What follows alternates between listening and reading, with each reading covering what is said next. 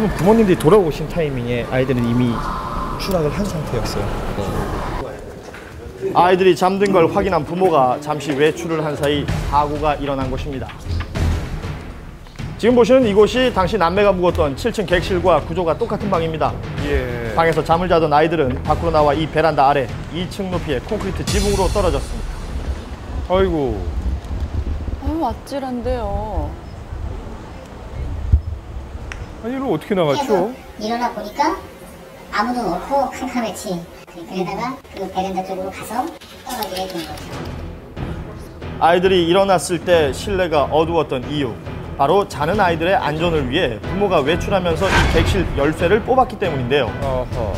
객실 열쇠를 빼면 이렇듯 방 안의 전원이 모두 차단됩니다. 예. 그렇다면 왜 현관이 아닌 베란다로 나갔을까? 혹시 현관문이 잠겨 있었다면 보다시피 어린 남매가 문을 열기에는 어려움이 따랐을 것 같습니다.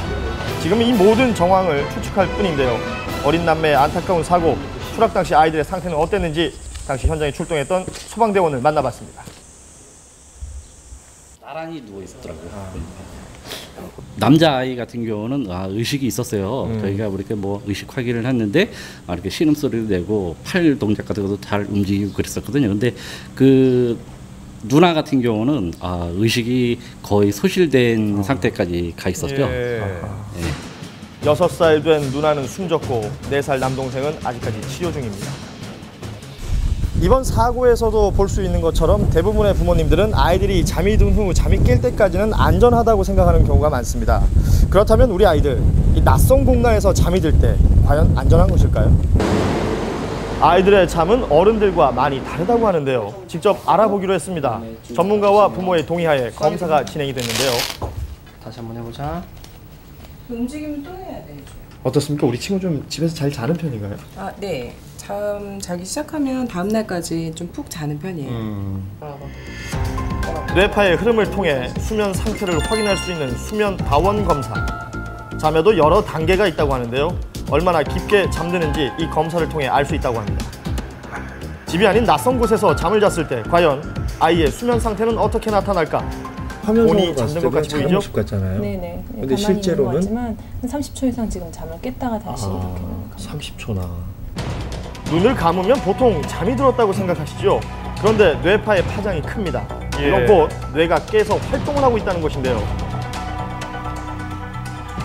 하룻밤 동안 아이의 수면 상태를 지켜봤습니다. 다음 날 검사 결과를 확인했습니다. 집에서는 잠을 잘 잔다는 아이, 과연 결과는 어떻게 나왔을까요? 옮기는 경우도 있거든요. 아이들의 경우에는 깊은 잠을 자다가 갑자기 잠을 깨서 뒤척이기도 하고 심지어는 주변 상황을 확인하고 자리에 앉기도 했고요. 예.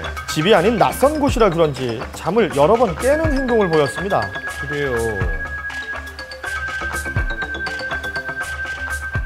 지금 그런 모습을 보이는 게 이제 낯선 곳에서 잠을 자서 그런 건가요? 네. 그래서 아이들은 이제 수면 환경에 예민하기 때문에 잠을 자다가 중간에 깨게 되면 어떤 그 이성적인 판단이나 합리적인 사고를 하기 어려운 상태인 경우가 많습니다. 그런 상황에서는 어떤 일도 생길 수 있습니다.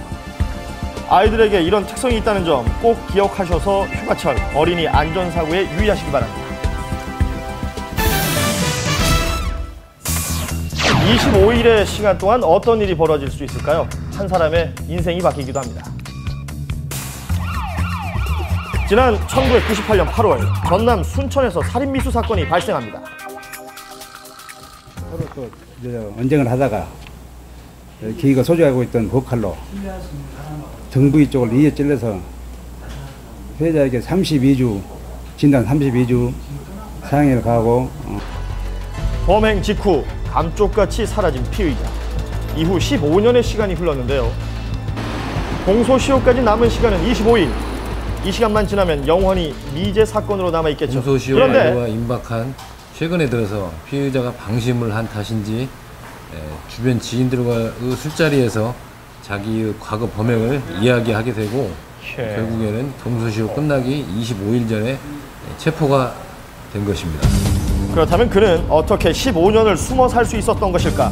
가장 최근 그가 일했다는 곳을 찾아가봤습니다. 모르지. 있어. 누가 사람 많은데 그런 사람이 갖고 이러는 사람 어디 가서. 실체를 숨긴 피의자는 그저 성실한 사람이었습니다. 인상이나 뭐 근무 태도는 어땠어요? 근무 태도는 좋았어요. 좋지. 이게 또 근무 태도 안 좋게 하면 갈 때도 있죠.